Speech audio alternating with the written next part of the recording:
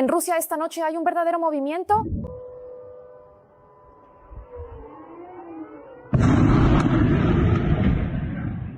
Explotó. Imagínate. Mira, justo delante de mí explotó. Las Fuerzas Armadas de Ucrania sumieron a la mitad de Rusia en un caos total, un poderosísimo ataque combinado de drones y misiles. Los Flamingo dieron en el blanco exactamente. Los locales están en pánico, las ciudades arden y el cielo está paralizado. Rosaviatsia se vio obligada a cerrar de emergencia 16 aeropuertos en todo el país, desde Púlkovo en San Petersburgo hasta Kazán y Ufa. La magnitud del ataque ucraniano resultó ser tan colosal que incluso se declaró amenaza de misiles en el distrito autónomo de Khanty-Mansi. Eso está a 1.800 kilómetros de nuestra frontera estatal. Según los videos de los testigos, la situación estuvo muy tensa. Ahí va volando. Oh, madre mía. Oh, Dios mío. ¿Es que acaso también va a terminar cayendo justo por aquí? ¿O qué va a pasar? Y no solo allí. Se atacaron instalaciones estratégicas del sector militar y petrolero ruso. Nuestros misiles Flamingo destruyeron la fábrica en Cheboksary, productora de módulos Cometa para misiles de Putin. Además, drones de ataque golpearon con éxito la refinería cerca de San Petersburgo.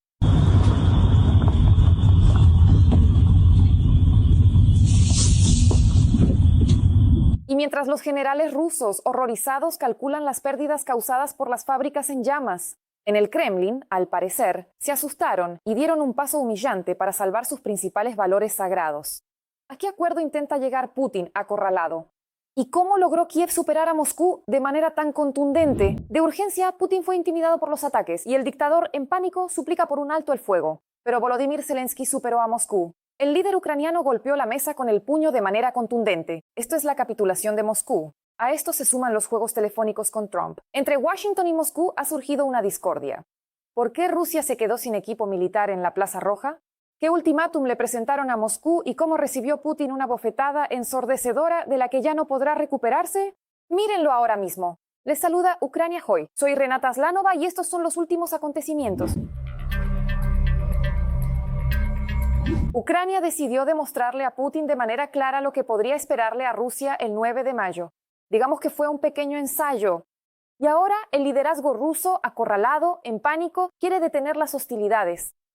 Por decisión personal de un Putin asustado, el Ministerio de Defensa de la Federación Rusa anunció oficialmente la llamada tregua temporal en la guerra con Ucrania. De acuerdo con la decisión del comandante supremo de las Fuerzas Armadas de la Federación Rusa, Vladimir Vladimirovich Putin, el 8 y 9 de mayo de 2026 se declara una tregua en honor a la celebración de la victoria del pueblo soviético en la Gran Guerra Patria.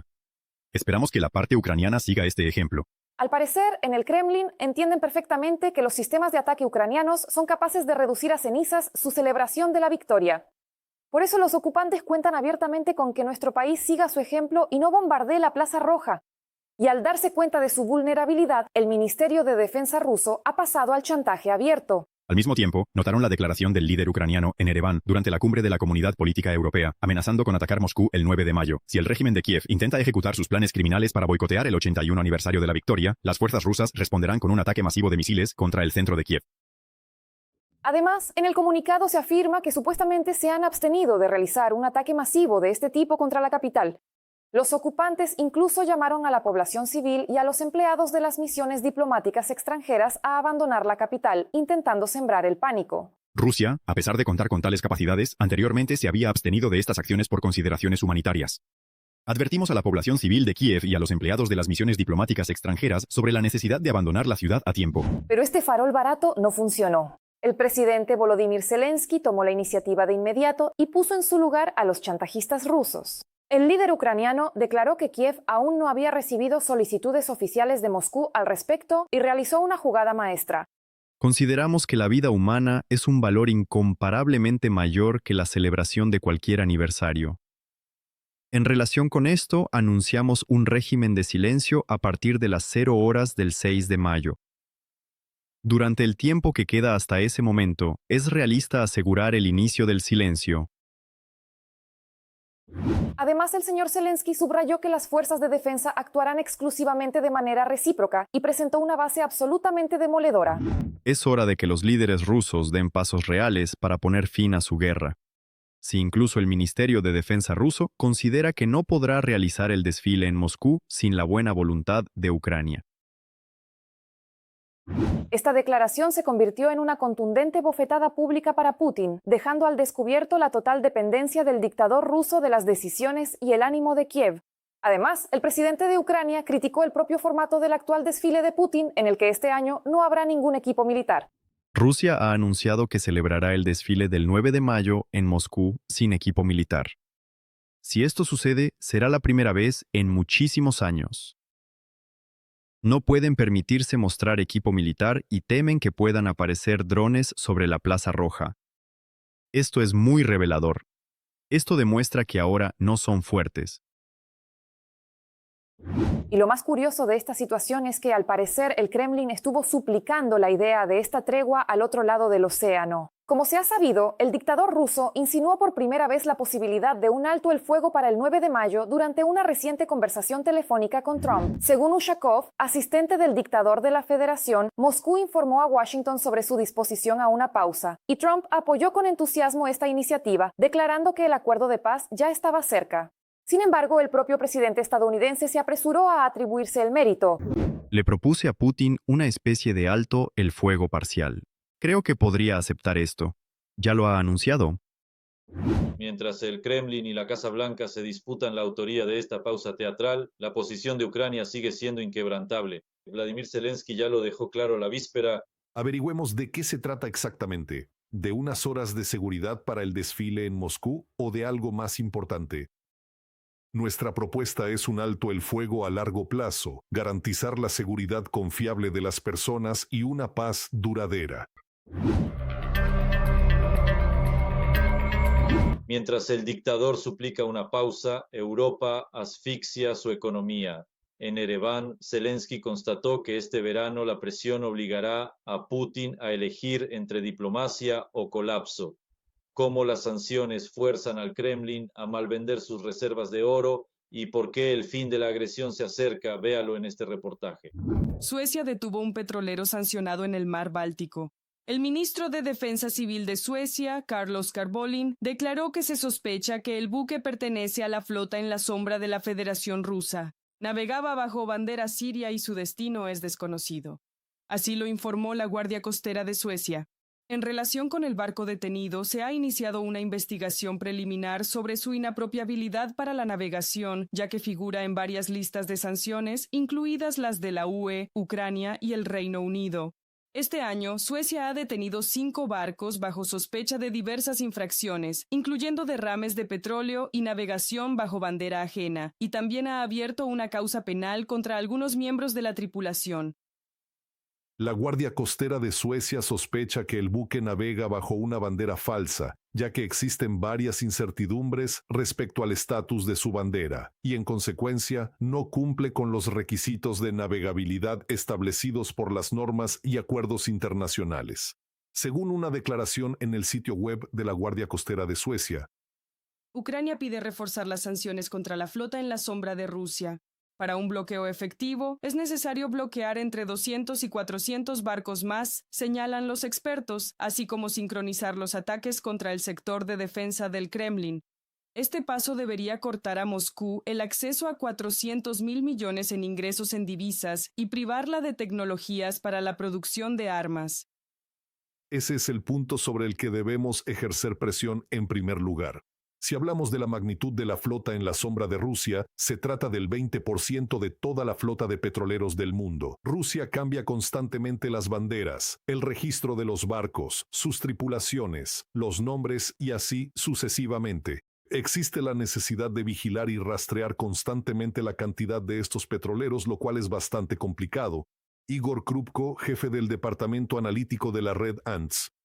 La importancia de reforzar las sanciones europeas fue subrayada por el presidente de Ucrania, Volodymyr Zelensky, durante su intervención en la cumbre de la Comunidad Política Europea en Ereván. Según él, los objetivos de la parte ucraniana siguen siendo los mismos: acercar un final digno de la guerra, fortalecer la defensa antiaérea ucraniana y el apoyo energético, así como acelerar la implementación del crédito europeo por 90.000 millones de euros. Este verano será ese momento, ese instante en el que Putin decidirá qué hacer a continuación, continuar la guerra o pasar a la diplomacia. y nosotros lo empujaremos hacia la diplomacia. Se ha anunciado que el desfile del 9 de mayo en Moscú se realizará sin el paso de vehículos militares. Si esto ocurre, será la primera vez en muchos años que no podrán permitirse sacar vehículos militares al desfile. Y el hecho de que nuestros drones puedan zumbar sobre la Plaza Roja demuestra nuestra fuerza y debemos seguir presionándolos con sanciones. Mientras Ucrania refuerza su defensa contra la agresión rusa, el Kremlin sufre por las sanciones e intenta llenar los huecos en su presupuesto. Para ello, el dictador ruso Putin firmó una ley para crear la sexta zona de juego, con el fin de llenar el sistema presupuestario con impuestos provenientes de los juegos de azar, informa The Moscow Times.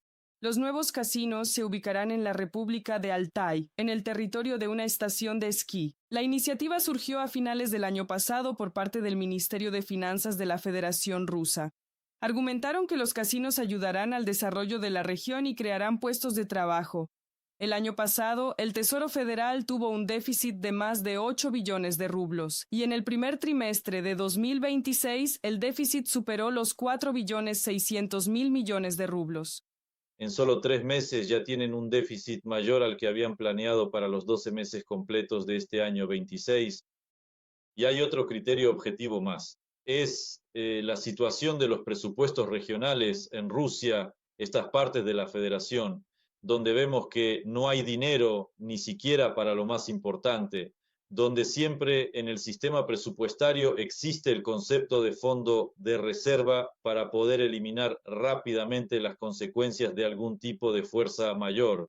Así que vemos que no hay dinero ni siquiera para eliminar las consecuencias en Daguestán, de esas grandes precipitaciones que cayeron allí y provocaron pues desastres naturales. Intentando salvar el Tesoro Federal, Rusia está vendiendo el oro que estuvo comprando durante 20 años, informa el Servicio de Inteligencia Exterior de Ucrania. Las primeras ventas de las reservas de oro comenzaron en noviembre de 2025. El Banco Central por primera vez empezó a vender oro directamente a compradores internos, bancos, empresas estatales y ciertas estructuras de inversión. No es una catástrofe instantánea, pero la señal es importante.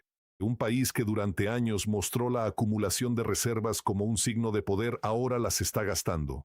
La maniobra presupuestaria se está reduciendo y el hecho mismo de pasar a las ventas confirma aquello de lo que Moscú preferiría guardar silencio. La estabilidad financiera del sistema ha desaparecido. Extracto de una declaración en el sitio web del Servicio de Inteligencia Exterior de Ucrania.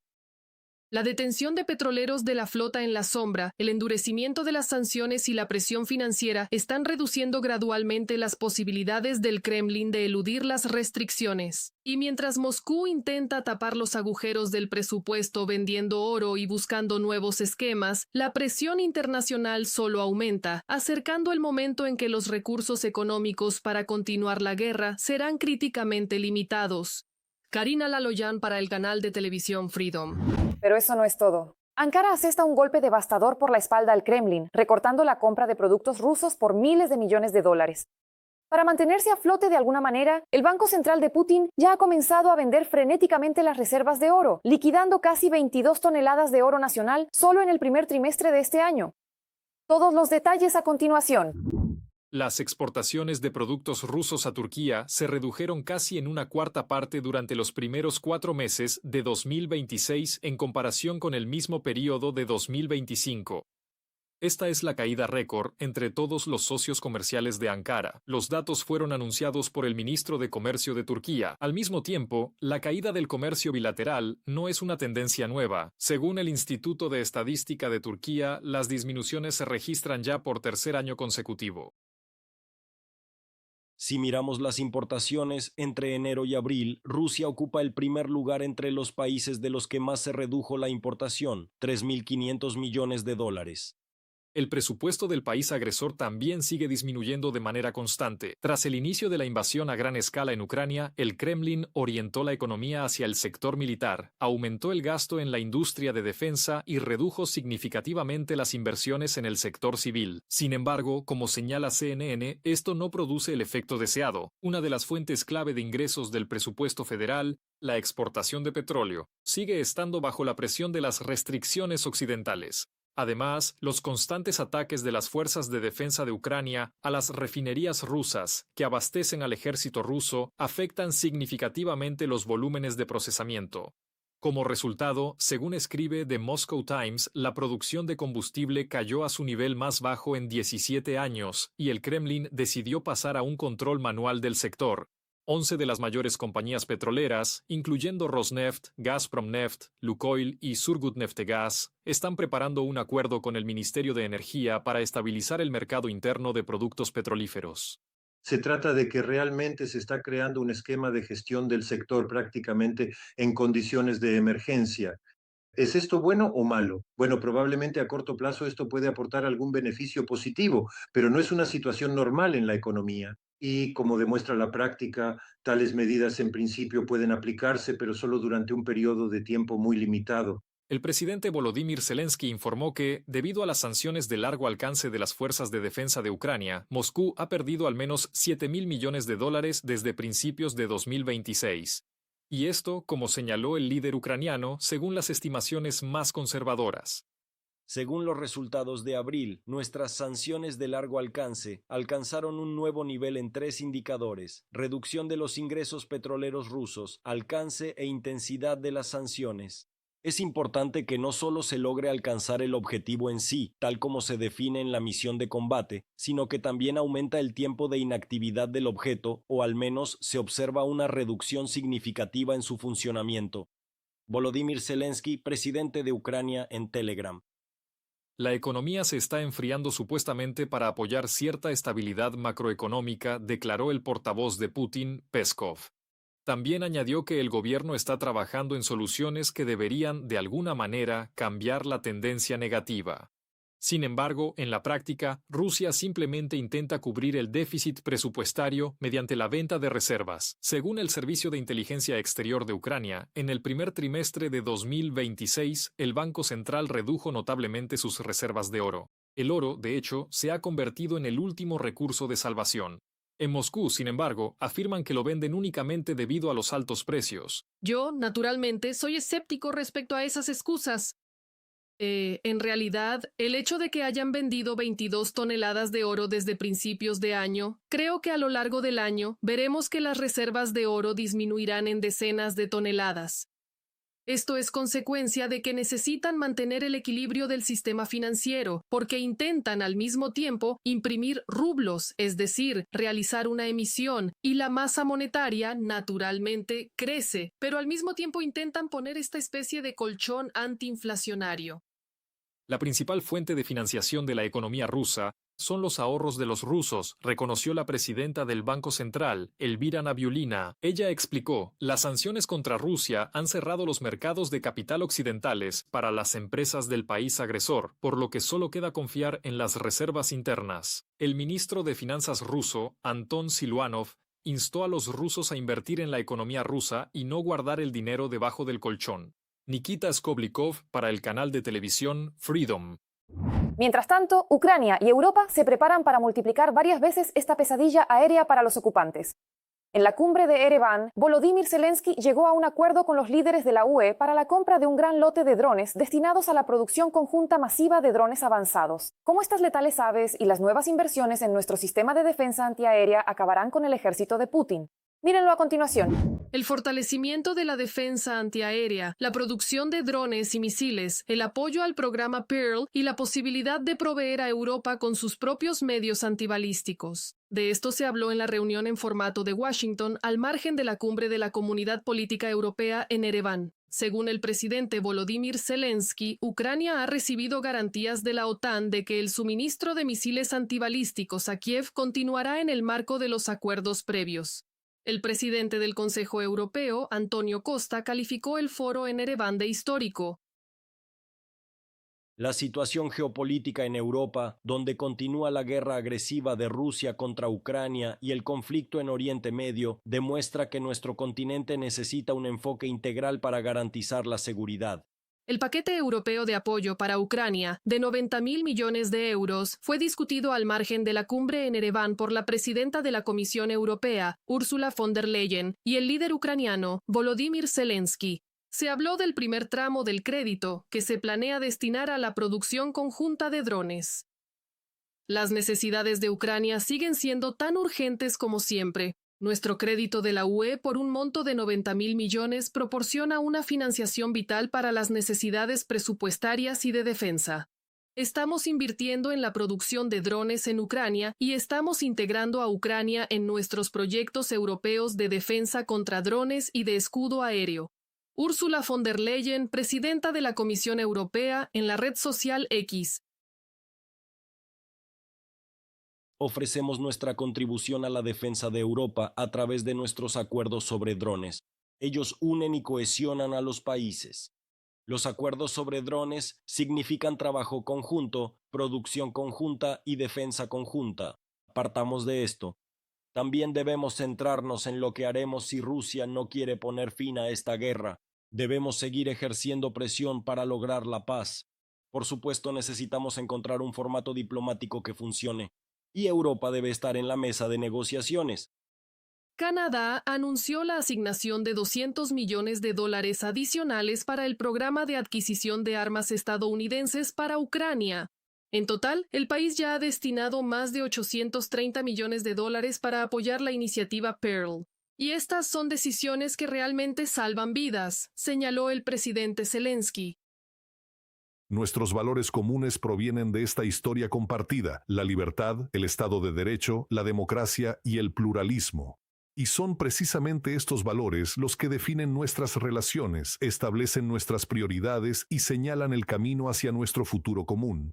Canadá ha defendido de manera constante estos valores, incluso en los últimos años, desde nuestra participación en la coalición de países dispuestos como uno de los mayores donantes para Ucrania, hasta nuestro liderazgo de las fuerzas de la OTAN en Letonia y nuestra creciente cooperación con los países nórdicos, el Reino Unido y Alemania en materia de seguridad en el Ártico. La guerra continúa, por lo tanto, el apoyo fuerte debe llegar a Ucrania.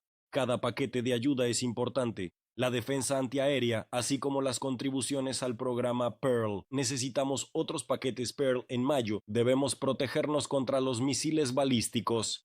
Estoy seguro de que Europa puede producir todo lo necesario para defenderse de cualquier posible ataque, incluidos los balísticos.